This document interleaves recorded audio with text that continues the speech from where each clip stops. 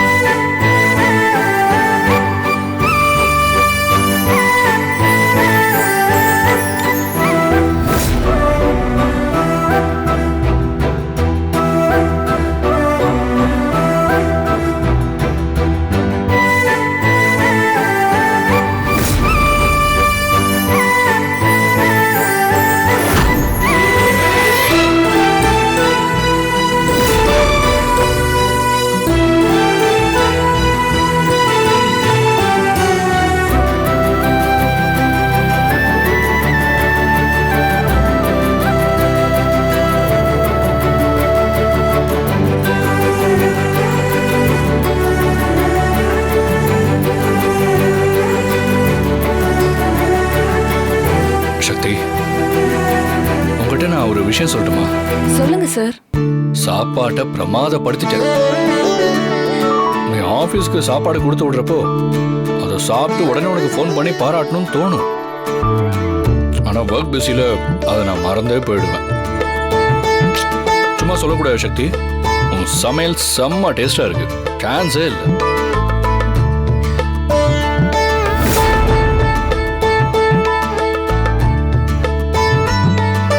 ஆமா, நீ எப்படி இவ்வளவு பிரமாதமா சமைக்க கத்துக்கிட்ட? இதெல்லாம் என் பாட்டி கத்து கொடுத்தது தான் சார். அத நான் அப்படியே காப்பி அடிக்கிறேன், அவ்வளவுதான். No no no no no, ஒரு ஃபார்முலால சமைக்கிறது வேற, அதே இயல்பான கை பக்குவத்துல சமைக்கிறப்ப வர டேஸ்டே வேற. அப்படி ஒருத்தருக்கு சமையல்ல இயல்பான கைப்பக்குவம் வரணும்னா அவங்க நல்ல மனசோட சமைக்கணும்னு சொல்லுவாங்க. உங்ககிட்ட நல்ல மனசு இருக்கு, அதனாலதான் உன்னால இவ்வளவு டேஸ்டா சமைக்க முடியுது. அந்த மாதிரி எல்லாம் எதுவும் கிடையாது சார். நீங்க என்ன பாராட்டணுங்கிறதுக்காக இப்படி எல்லாம் சொல்றீங்க. எனக்கு ஒரு விஷயம் பிடிச்சா மட்டும்தான் நான் அதை பாராட்டுவேன். இல்லைன்னா அவ்வளவு சீக்கிரம் நான் யாரையும் பாராட்டவே மாட்டேன். ரியலாவே உன் சமையல் சூப்பரா இருக்கு. Thanks sir.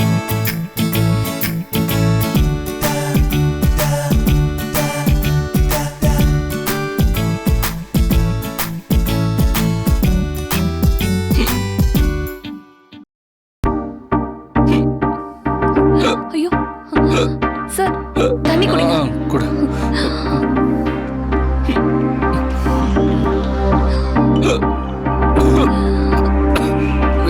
நிக்க மாட்டேங்க சக்தி.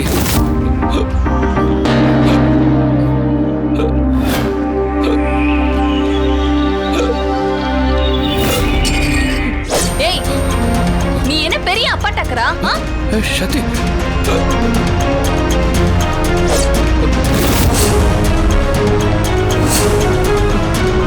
சக்தி, என்ன கத்தி எடுத்து கழுத்து பக்கத்துல வைக்கிற? ஏன் இப்படி பண்ற? என்ன ஆச்சு? எனக்கு ஏதோ ஆச்சு, என்னமோ ஆச்சு. இதெல்லாம் உங்ககிட்ட சொல்லிட்டு தான் பண்ணணுமா? ஏதோ பெரிய அதிகாரி மாதிரி அதிகாரம் பண்ணிட்டு இருக்கீங்க. உங்களை இன்னைக்கு என்ன பண்றேன்னு மட்டும் பாரு. சக்தி, சக்தி, என்ன எதுவும் பண்ணாத. சக்தி,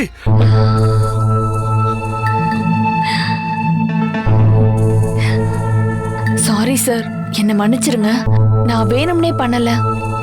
சாப்பிடுறப்ப விக்குனீங்கல்ல, இந்த மாதிரி அதிர்ச்சி வைத்தியம் கொடுத்தா எப்படிப்பட்ட விக்கலும் உடனே நின்னுரும் சார். அதனாலதான் இப்படி பண்ணுனேன். என்ன மன்னிச்சிருங்க சார். எனக்கு இப்பதான் உயிரே வந்த மாதிரி இருக்கு தெரியுமா? நான் உண்மையிலேயே என்ன கத்தியால குத்த வந்தேன்னு தான் நினைச்சேன். பயங்கரமான ட்ரீட்மெண்டா இருக்கு. மன்னிச்சிருங்க சார். உங்க விக்கலை நிறுத்துறதுக்கு எனக்கு வேற வழி தெரியல, அதான். விக்கலை நிறுத்துறங்கிற பேர்ல கத்திய காட்டுறதும் இல்லாம என்ன பெரிய அப்பா டக்கரான்னு வேற கேக்குற? அவன் எல்லாம் வேற சொன்ன. எப்படியோ விக்கல சாக்கா வச்சுட்டு உன் மனசுக்குள்ள இருக்கிறதெல்லாம் அப்படியே கொட்டி தீர்த்துட்டேன் அப்படித்தானே? ஐயோ சார், சத்தியமா அப்படியெல்லாம் ஒண்ணும் கிடையாது சார். எனக்கு உங்க மேல இருக்கிற மதிப்பும் மரியாதையும் எப்பவுமே குறையவே குறையாது. தயவு பண்ணி என்ன தப்பா எடுத்துக்காதீங்க சார். உங்களை பத்தி என் மனசுக்குள்ள எந்த தப்பான அபிப்பிராயமும் கிடையாது சார். என்ன மன்னிச்சிருங்க.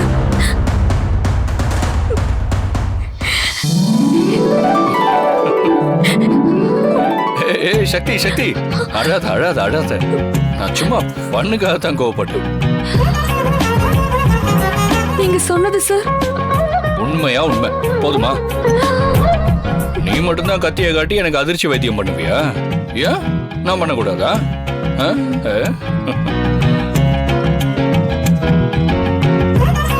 என்ன பார்த்துட்டு இருக்க? அதான் விக்கல நிறுத்தியாச்சுல்ல, அப்புறம் என்ன இன்னும் கொஞ்சம் சாதம் வை, அப்புறம் பொரியெல்லாம் வை, நான் சாப்பிடணும். சரிங்க சார்.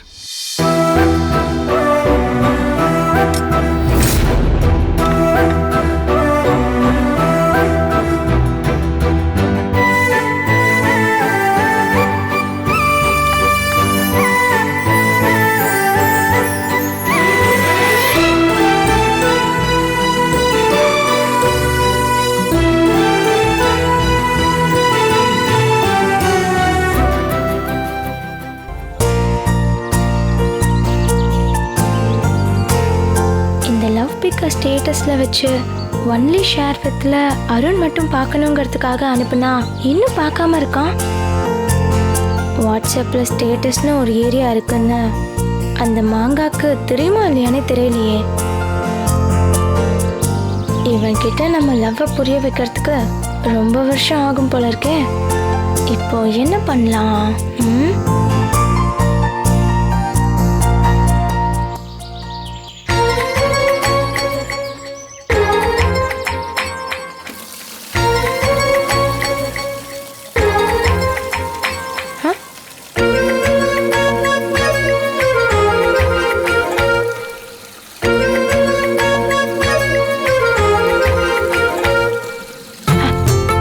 ஹலோ,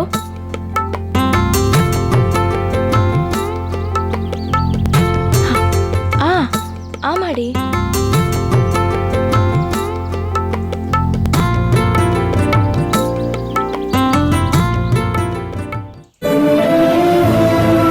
அங்கிள், நீங்க எப்படி இந்த வீட்டுக்கு ராஜ விசுவாசமா இருக்கீங்களோ அப்படியேதான் உங்க பையனும் இருக்கான். ஆனா சரியான பயந்தாங்கோலி. அவனை நான் சும்மா விட போறதே இல்லை. அத்தையை பார்க்கறதுக்கு வீட்டுக்குள்ள தானே போயிருக்கான், வெளியே வரட்டும். மறக்க முடியாத அளவுக்கு சரியான சம்பவம் பண்ணி அனுப்புறேன்.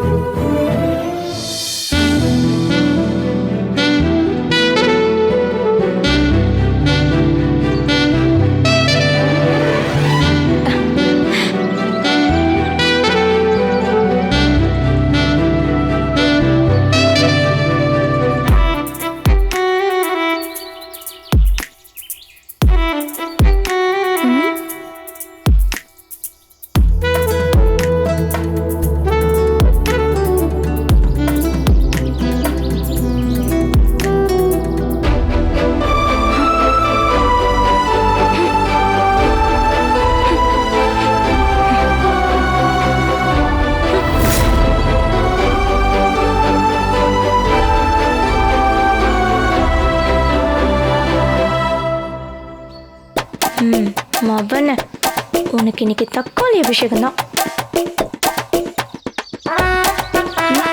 அச்சோ, என்ன இப்படி அழுகி கிடக்கு?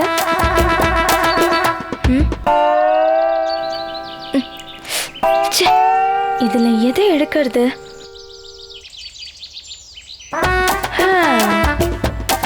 இது பரவாயில்ல. மவன, இன்னைக்கு உனக்கு இருக்கு.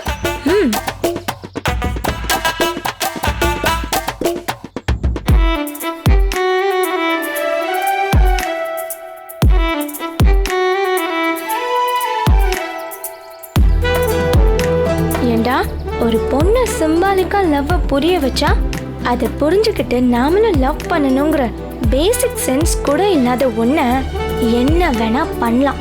அதுக்கு கடவுள்கிட்ட மன்னிப்பு உண்டு.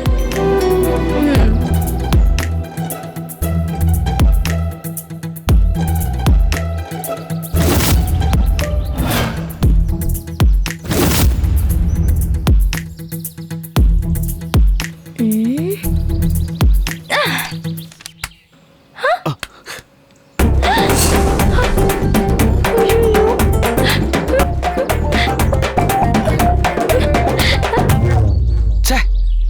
என்னது இது?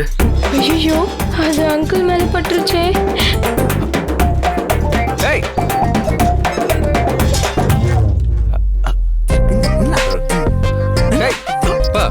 என்னப்பாச்சு? ஏய், என்ன நீயே பாடுற?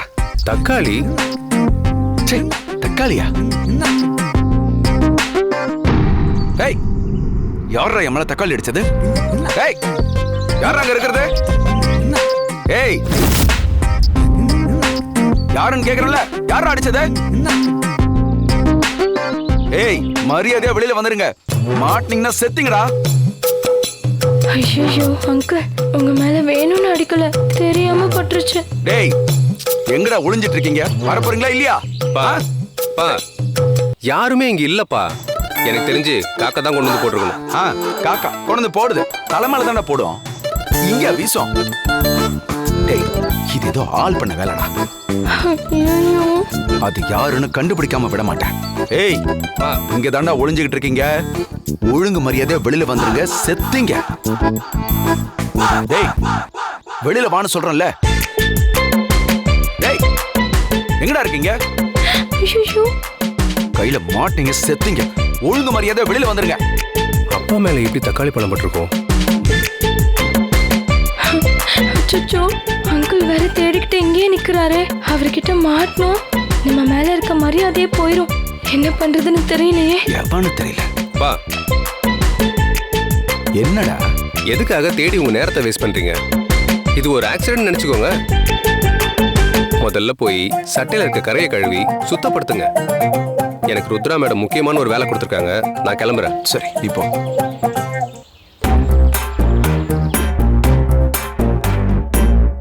டேய், மாட்டீங்க, செத்தீங்கடா.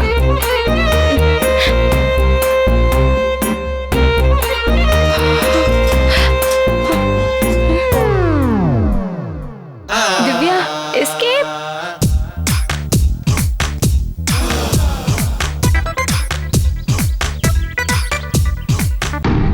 ஒருவேளை சக்தி தான் எரிஞ்சிருப்பாளோ? அவளைதான் நமக்கு பிடிக்காது, நம்மள அவளுக்கு பிடிக்குமே. அதனால அவ பண்ணிருக்க வாய்ப்பு இல்லை. ஒருவேளை சக்தி மேல இருக்கிற கோவத்தை காட்டுறதுக்கு நம்ம பொண்ணு அனிதா பண்ணிருப்பாளோ? ஆஹா, நம்ம பொண்ணு அனிதா ரொம்ப துணிச்சலானவ. எதையும் மறைச்செல்லாம் பண்ண மாட்டா, நேரடியாவே பண்ணிடுவா. அப்படின்னா இந்த தக்காளி அடிச்சது யாரா இருக்கும்? நிச்சயமா ஒரு நாள் மாட்டுவாங்க. அப்ப பாத்துக்கிறேன்.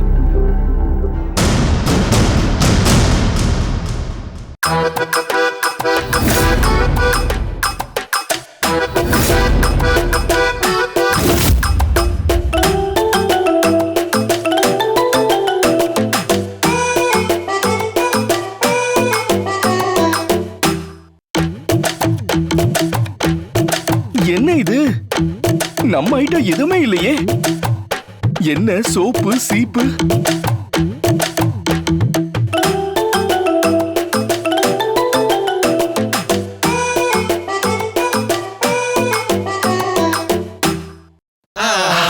ஆஹா, பாதாம் பருப்பு, பிஸ்தா, பேரிச்சம்பழம். அத்தையும் மருமகளும் போய் அள்ளிட்டு வந்துட்டீங்க. கொடுங்க. என்ன பண்றீங்க? என்ன இந்து, உலர் திராட்சை.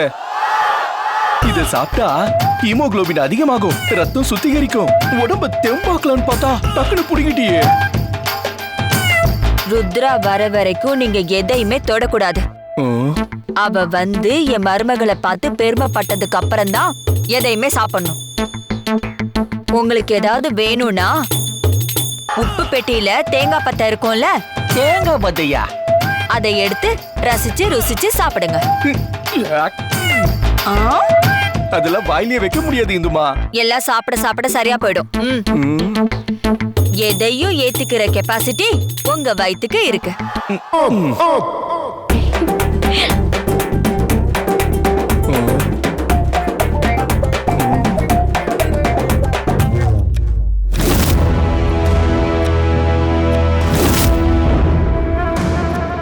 சக்தி, அவங்க 2 பேரும் இறக்கி காத்திருக்கிற புலி மாதிரி உன்னையே பார்த்துக்கிட்டு இருக்காங்க. நீ அவங்க பக்கம் உன் பார்வையை திருப்பிடாத. சரிக்கா. ஏய், என்ன அனிதா? உங்களை இல்ல மாமா. ஏய்,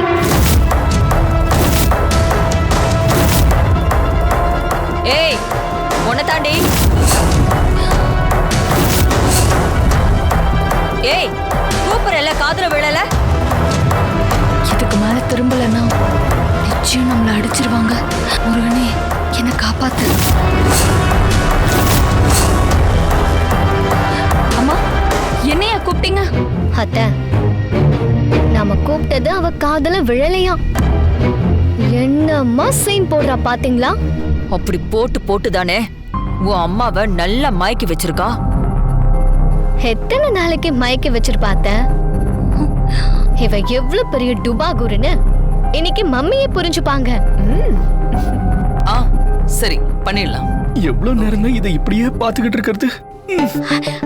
மம்மி, நீங்க எப்ப வருவீங்கன்னு தான் நானும் அத்தையும் ரொம்ப நேரமா வெயிட் பண்ணிட்டு இருக்கோம். என்ன விஷயம் அனிதா? வந்து பாருங்க.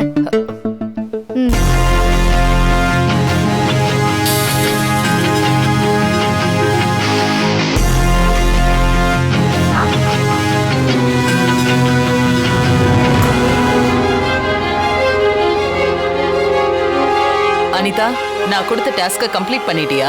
ஆமா மம்மி, அதான் பாக்குறீங்களே. Very good Anitha.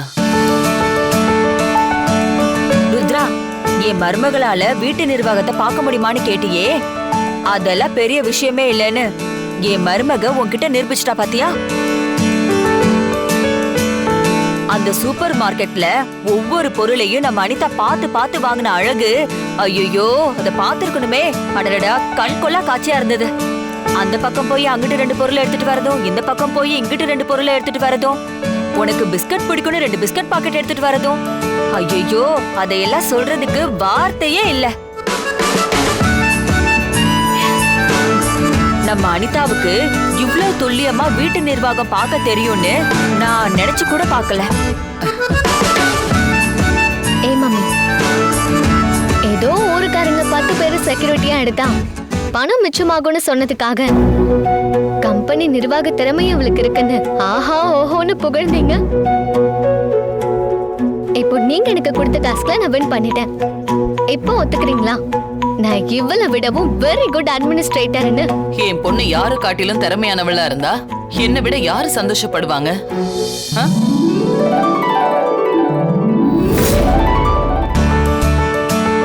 இருமா, மளிகை சாமான் வாங்கின பில்லு சிம்பிளா தான் வாங்கியிருக்கு. நீ அந்த பக்கமா பிடிச்சிக்க. 10,000 ரூபாய் பட்டாசு மாதிரி இருக்கா?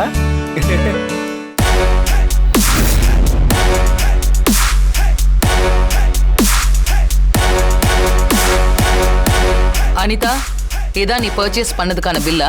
ஆமா மம்மி, நீங்களே பாருங்க எவ்வளவு திங்ஸ் வாங்கியிருக்கோன்னு.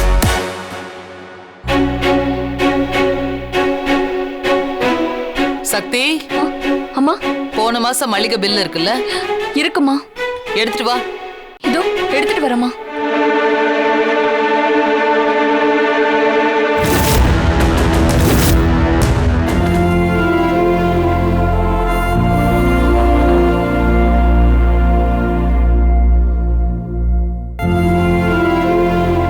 இந்தாங்கம்மா.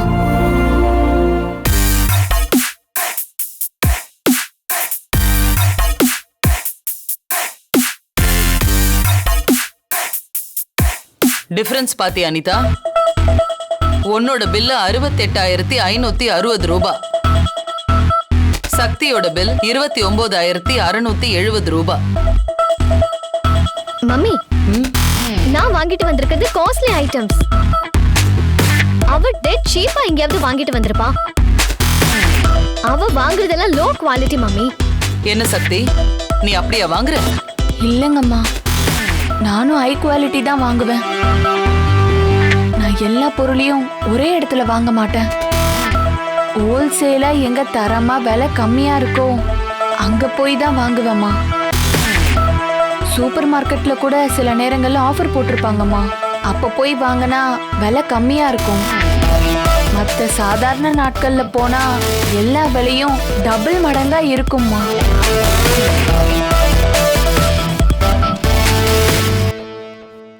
பாத்தி அனிதா, திங்ஸ எங்க வாங்கினா விலை கம்மின்னு எல்லா இடத்தையும் இவ தெரிஞ்சு வச்சிருக்கா.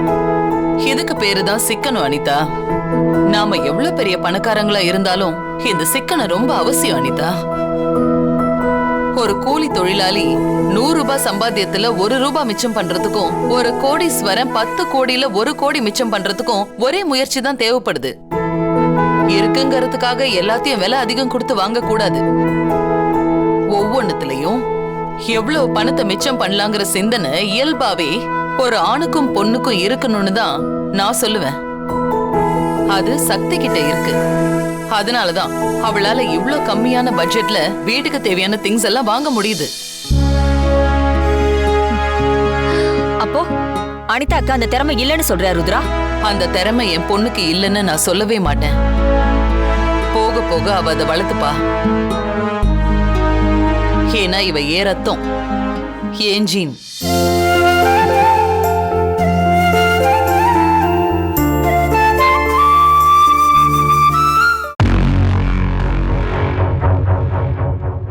ருத்ரா சொன்ன வார்த்தைய வாழ்க்கையில ஒவ்வொருத்தரும் கடைபிடிக்கணும். சரியா?